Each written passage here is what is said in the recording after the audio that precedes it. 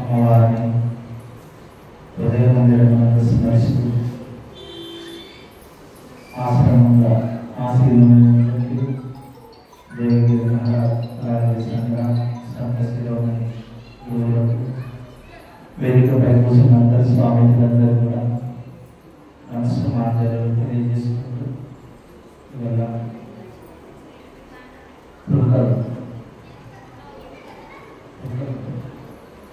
ఈ సమీపంలో ఆదిలక్ష్మి ఆశ్రమాన్ని నెలకొల్పి 20 సంవత్సరాలు 13 సంవత్సరాలు కావస్తుంది. అందులో భాగంగా మహారాజు ఎంతో నిష్ఠ కష్టాన్ని కూర్చి ప్రతి గ్రామంలో తిరుగుతూ ఎక్కడెక్కడికో తీసుకొచ్చి పుణ్యప్రదమైనటువంటి ఆదిలక్ష్మి భవాని మందిరాన్ని నిర్మాణం చేసి మనకందరికీ అందించారు. అందులో ఇవాళ ఇక్కడ స్వామీజీలకు గురు పూజ చేయాలన్నటువంటి వారి సంకల్పం మేరకు అందులో మనమందరం పాల్గొనడం జరిగింది. ఇక్కడకు మన పెద్దలు చెప్పినట్టుగా ఎన్నో గ్రామాలు ఉన్నాయి, ఎన్నో పల్లెలు ఉన్నాయి. మన దేశం సువిశాలమైనటువంటిది. ఎన్ని ఏమైనప్పటికీ కూడా మన ధర్మం గురించి మనం మర్చిపోతున్నాం.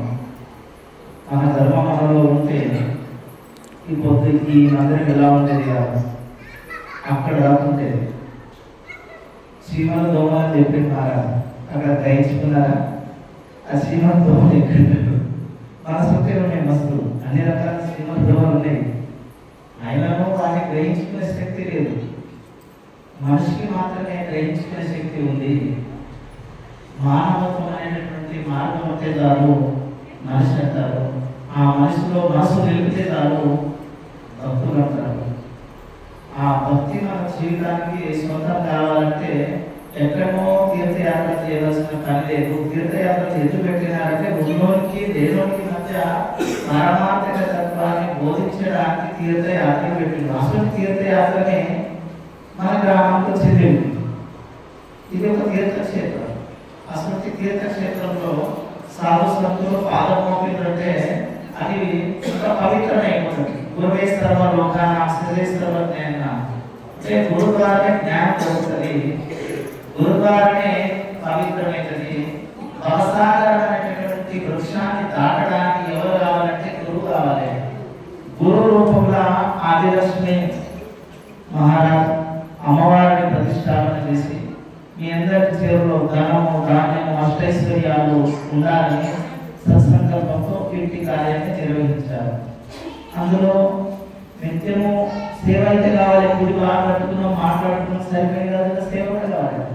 ఆ సేవకు అంకితమైన ఆ లక్ష్మమ్మ గారు కూడా ఆ తల్లి అనుగ్రహించింది కనుకనే ఆమె ఇక్కడ కూర్చున్నది. ఆమె లేకపోతే ఇక్కడ ఉండదు కదా.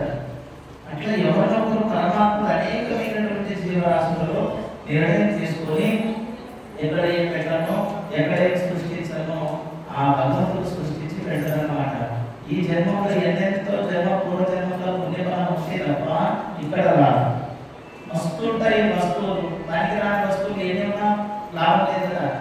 ఏమన్నా ఇవ్వండి కదా, తలుపు పెరుగు రాదు కట్టడేలా చదవ పద్యాలు చాలా ఉంటాయినా విశ్వతాభిరామ విధులేమో తలుపు పెరుగు రాడు పనికిరాని రాడు వస్తుంటాయి. కానీ పనికి చెడి కావాలి కదా. అట్లా మనం చుట్టుముట్టు పరిసరాల్లో పనికిరానటువంటి ఎన్ని జీవాత్మలున్నా అర్థం లేని మాట వెళ్తాం అంటారు. అర్థం చేసుకుంటే వెళ్తాం. మన పనికొచ్చే రాయి కూడా పనికొస్తే ఒక్కొక్క రాయి పెట్టేది, ఒక గోడ తయారీ, ఒక మందిరానికి, ఒక గుడి మనకి ఇప్పుడు నిర్ణయించింది. అట్లనే మన భవిష్యత్తులో మన పిల్లలకు మనం సంస్కృతి, మన ధర్మము, మన ఆచారము, మన నియమము, మన నిష్ఠ, మన భక్తి నేర్పి ఏమైందంటే గర్భస్థలంలో ఉండేటటువంటి శిశువు కన్నా ధర్మ భక్తి జ్ఞానం కలుగుతుంది. గురువు స్పర్శ వలన గురువు యొక్క రక్షణ కలుగుతుంది. దానికని గురు పాద పూజ నిర్ణయం చేస్తుంది. అందులో భాగంగా మనం నిత్యం నిరంతరం మానవ జన్మని శాశ్వతం కాదని తెలిసి కూడా అన్ని తెలుసుకొని కూడా తెలియనట్టు నటిస్తాం. ఎందుకంటే మాట చచ్చిపోయింది కదా, ఆయనతో మనకి వాళ్ళు ఎక్కడో కూర్చుంటే ఎవరో చెప్తారు, ఎక్కడో ఒకరు మా పని చేస్తాం. నాకు ఒక్కటే రోజు ఉంటుంది, వచ్చిందా సచ్చిందా రెండే రోజులు పని మిగిలినన్నీ నేను ఎక్కడ రావు, నీ అకౌంట్లోకి రావు, నీ బ్యాలెన్స్ అలా ఉండిపో. ఈ నిజాన్ని తెలుసుకోలేక ఈ నిర్మలమైన మనసును కష్టాలు పాలు చేసుకుంటుంది. ఈ కష్టం మనం పెట్టుకునేది. డాక్టర్ ఎవరికి రాడు, డాక్టర్ మనకి యాక్టివిటీ కూడా మనమే. స్వర్గం అంటే ఎక్కడికి లేదు. ఎక్కడైతే గురువు అక్కడ పాదం మోపుతారో, గురువు సందర్శనం జరుగుతుందో, ఎక్కడైతే గురువు వాక్యం చెవులో పెట్టారో అదే స్వర్గం శరీరం, అదే స్వర్గ మనస్సు, స్వర్గం దానం. ఈ స్వర్గధామం అంటే ఇంకెక్కడో లేకపోతే మన దగ్గర రాదు. గురువు ద్వారా స్వర్గం మనకు ప్రాప్తి అవుతుంది. అటువంటి ప్రాప్తి కొరకు మనం ఎన్నో రోజులు ఎదురు చూస్తున్నాం కాబట్టి ఆ ఫల ప్రాప్తి కొరకు మనం దగ్గరకు వచ్చింది. ఆ సంకల్పమే కనుక మన దగ్గర లేకపోతే ఇక్కడ కూర్చునే వాళ్ళు కాదు, మాకు ఇక్కడ అందరికీ కూర్చోబెట్టే వాళ్ళు కాదు. ఈ మధ్య మా మధ్య ఏదో అద్భుతమైనటువంటి పరశక్తి ఉన్నది కాబట్టి ఆ యొక్క ఆదర్శాన్ని అమ్మవారు అందరి ఆదర్శాన్ని అనుసరించి ఇక్కడ కూర్చోబెట్టింది. మీరు వింటున్నారు, మహారాజు వాళ్ళందరూ కూడా కూర్చున్నారు. అంటే ఎన్ని ఉన్నప్పటికైనా ఒక జ్ఞానం మనకు లేకపోతే అన్ని సంపదలు కూడా వ్యర్థమే. ఎన్ని సంపదలు ఉన్నా వ్యర్థమే. అర్థం లేని జీవితం వ్యర్థం అన్నట్టుగా పనికిరాని జీవితం ఎన్ని జన్మలు ఎత్తినా, జీవుని అనేది 4 లక్షల జన్మలు ఎత్తినా కూడా వ్యర్థమేట. ఇప్పుడు చీమలు కప్పలు పాములు ఎన్నైనా జీవాలు ఉన్నాయి కదా, అన్ని తరంలో తిరిగేసింది అనమాట. ఈ జీవితం తిరిగేసినప్పుడు అన్నిటి పేరు పెడుతుంది. ఓ ఇది ఎంత పెద్ద ఏమైనా సరే నువ్వు దాని దగ్గర ట్రైనింగ్ పేరు పెడతారు. దానికి అయితే ట్రైనింగ్ చేస్తే వాడిని ఎత్తి పెడతారు, ఏం ఆశీర్వాదం చేస్తుంది. దాని దగ్గర పోతే ఇంకో పోతాడు, ఆయన తోడంలో పోతారు, నీ అవసరం లేదని పెడతారు.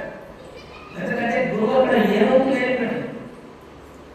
చూడండి, ఈశ్వర ప్రణితాచార్య, ఈశ్వరుడు ప్రాణంలో ఉన్నాడు, అదే ప్రాణంలో ఉన్నాడు. పరమాత్మ తెలుసుకోవడానికి మానవ జీవితాన్ని అర్పించాడు. ఆయన మహారాజ్ ఆయన నెత్తి మీద తోడ పెట్టింది, నా మీద పెట్టలేదు అని మహారాజ్ అడిగినాడు. అడిగితే నేను పెట్టలేదు కదా, ఏనుగు పెట్టిందా, ఏనుగు పోయాడా, ఏనుగు పెట్టదా, ఏనుగు ఏనుగు లాంటి మనసు ఉన్నాడు, ఆ ఏనుగు లాంటి బుద్ధి ఉంది. ఆ ఏనుగుకే బుద్ధి నేర్పినటువంటి వాడు గురువు. ఒక ఏనుగుకి బుద్ధి నేర్పాడు. అప్పుడు పోయి ఏనుగు దగ్గర మళ్ళా ఏనుగు ఆయన చేతి పెట్టినావు, నా చేతి పెడితే పెడతాడు, కొన నీకేమి ఎక్కడ తీసినా అని చూద్దామని అధికారులు వాడి దగ్గర పెట్టినాడు. ఆయన అధికారులు తీసుకున్నాక అట్లా గౌరవ వేసుకున్నాక మా కొండ మొక్కున్నా నిలబడి మరి ఏమై ఇంకా బాగా మహారాజా పోయి అడిగిన ఏం చెప్పదు, ఏం సమాధానం చెప్తలేదు అని అన్నాడు.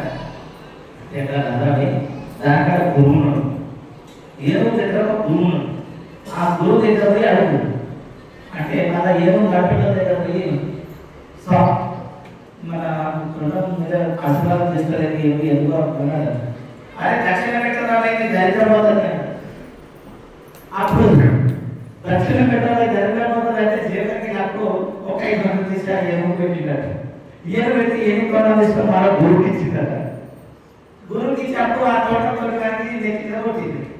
ఏనుగు తెప్పిందా ఆశీర్వాదం చేసింది. ఎంత గమ్మతైన విచిత్రమైనటువంటి సమస్యలు. అంత పెద్ద ఏనుగు కూడా విద్య నేర్పిన వాడు గురువు. కానీ మన మైండ్ కూడా ఎక్కడెక్కడ జరుగుతుంది అన్నమాట. ఇక్కడ ఇంటర్ 50 మంది ఏమని ఇస్తారు, ఇక్కడ ఇంటది బయట పోయి ఈ మహారాజు ఎట్లుండే, ఆ మహారాజు ఎట్లుండే, అందరు మహారాజు ఎట్లా ఉంటుంది, నీ మైండ్ ఎట్లా చూసుకోవాలి, మనం ఏంటి వర్క్ చూసుకోవాలి. అయితే అవి ఇవి వచ్చినటువంటి సచ్చిదాకా కూడా మంది ఆడిపోసుకోకుంటుంటే ఏమైందంటే మనకి అకౌంట్ జాయిన్ అవుతుంది. ఇక వచ్చినప్పుడు ఎంత ఏమనించుకుంటూ వచ్చి నీ అకౌంట్ ఖాళీ అవుతుంది. బాధ వచ్చినప్పుడు ఏ గుర్తొస్తుంది, భక్తి గుర్తొస్తుంది. మరి బాధ కదా భక్తి చేయాలి. 2 అగరబత్తులు పెట్టాలి, ఒక కొబ్బరికాయ కొట్టాలి. దేవుడు అయితే 10 రూపాయలు కొబ్బరికాయ కొట్టేస్తుంది, 10,000 కోరిక అయితేనేమో దేవుడు లేకుండా లేదు. దేవుడు కోరిక అంటే అట్లాంటి కోరికల గురించి ఈ జీవితం ఏమైపోయిందంటే యథార్థమైన గ్రహించుకోలేక, నిత్యం నీలో పరమాత్మ సత్యాన్ని నిలపలేక, గురువు యొక్క జడ తెలుసుకోలేక, గురిని కనుక్కోలేక ఈ మా ధర్మం కథ విచ్చిన అయిపోతుంది. తల్లి గురువులు వచ్చేసి కళ్ళని మందామయ్య విద్యామయ వీరబ్రహ్మకు వేదామయ సత్యపర స్థితిలో సత్యము లేదా కలరాడు ఈ జనం కలసుకున్నాయి. అంటే ఏమన్నా బాగా మన కంకిరాని మాట చెప్తే శివపెట్టి బాగా ఏంటనిపిస్తుంది.